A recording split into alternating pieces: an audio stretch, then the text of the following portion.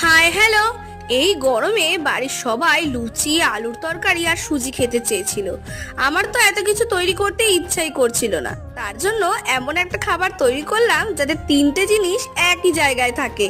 আজকে আমি এমন একটা লুচি তৈরি করব যেই লুচি খেতে কিন্তু কোনো ধরনের তরকারি অথবা সুজির প্রয়োজনই পড়বে না। আর হাতে সময় কম থাকলে এমন করে যদি লুচি বানিয়ে নেওয়া যায় তাহলে যেমন বাচ্চাদের সহজেই টিফিনে দিয়ে দেওয়া যাবে, তেমন কিন্তু বাড়ির সবার মনও জয় করে নেওয়া যাবে। বলতে পারো এটা এক ধরনের মুচমুচে মালপোয়া। তাহলে চলো এটা খুব সহজেই তৈরি করে নেওয়া যাক। এই গরমে আমরা যারা রান্নাঘরে রান্না করি তারাই একমাত্র জানি যে কতটা কষ্ট হয়, যার জন্য কিন্তু এরকম সহজেই যদি সকালের ব্রেকফাস্ট তৈরি করে নেওয়া যায় তাহলে তো কতই ভালো হবে।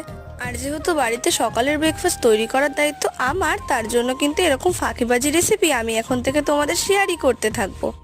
ভিডিওটা ভালো লাগলে চ্যানেলটাকে সাবস্ক্রাইব করে দিয়ে পাশে থাকো।